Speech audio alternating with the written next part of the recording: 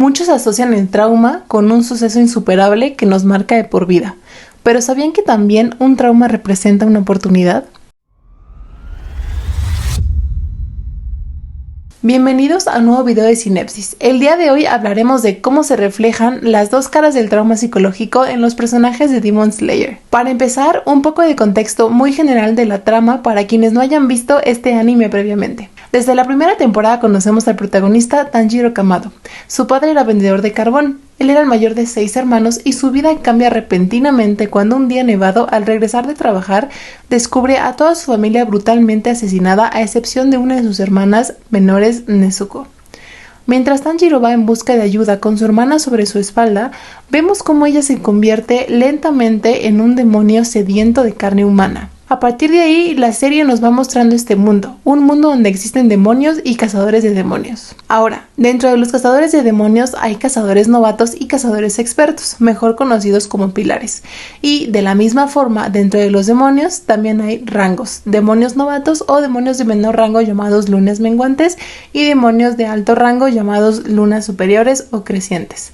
A lo largo de las temporadas vemos cómo los cazadores de demonios tienen como única misión acabar con los demonios creados por el demonio original Muzan Kibutsuji, y Tanjiro se une a esta misión al convertirse en cazador de demonios, pero él tiene una segunda misión personal: encontrar la cura para que su hermana Nezuko regrese a ser humana. Ahora, conforme avanza la historia, el anime nos muestra poco a poco la historia de origen tanto de los pilares como de los demonios antes de ser lo que son. Y si nos damos cuenta, lo que tienen en común es que todos tienen un pasado bastante traumático: abandonos, asesinatos, rechazo, maltrato, etc. Mucho dolor prolongado en general. Entonces, teniendo esto en mente, ¿por qué algunos de ellos se vuelven demonios y otros se vuelven cazadores o incluso pilares? Bueno, eso se puede explicar analizando su respuesta al trauma. ¿Qué es el trauma y cómo se genera? Un trauma se puede describir de muchas maneras, pero para ser claros, lo definiré como un recuerdo mal almacenado en la memoria. Es un recuerdo que no se puede ver como algo del pasado, como les he dicho en otros videos. ¿Pero por qué? Lo primero que tenemos que entender es que la única función y misión que tiene el cerebro es asegurar que sobrevivas, y para ello tiene diferentes funciones y mecanismos que no voy a profundizar en este momento.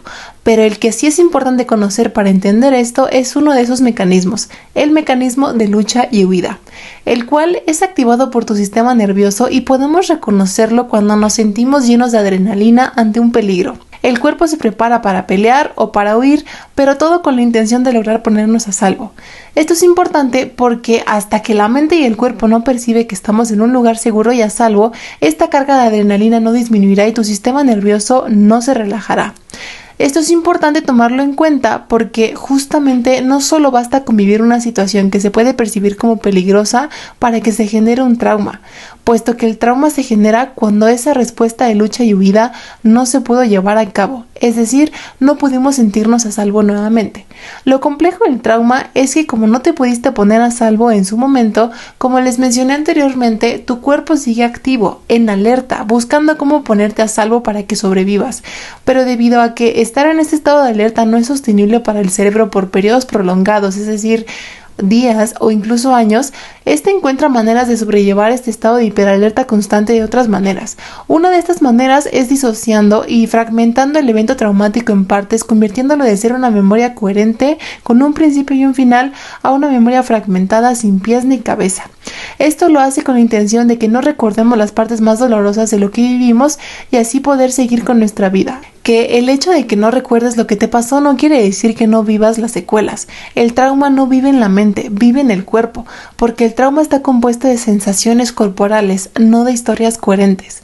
Por eso es tan difícil funcionar en la vida cotidiana después de un evento traumático.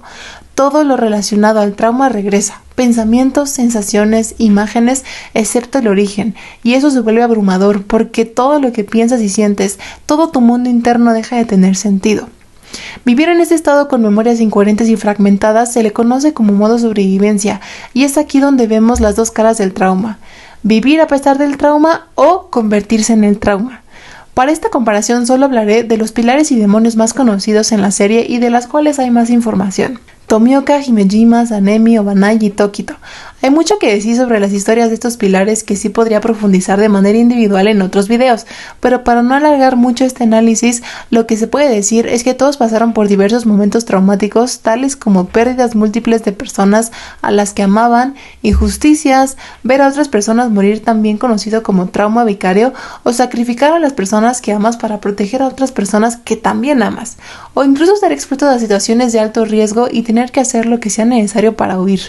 Pero si observamos de cerca sus historias, las cuales pueden conocer con profundidad en el enlace que les dejo por aquí, nos damos cuenta que lo que todos los pilares tienen en común es que se volvieron pilares para escapar o tapar su dolor y su trauma de alguna forma. Tomioka se volvió pilar por concentrarse en mantener una promesa realizada a su mejor amigo antes de morir.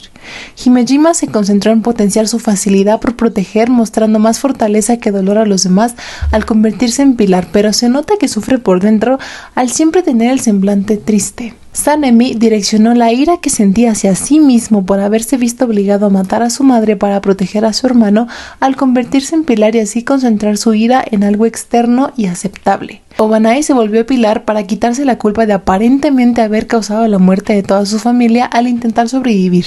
Y Tokito, su amnesia le ayuda a lidiar con el dolor de su pérdida. Todos los pilares encontraban la manera de sobrevivir al enterrar su trauma de alguna manera y concentrarse en algo concreto para poder seguir adelante. Promesas, sentimientos, capacidades, etc.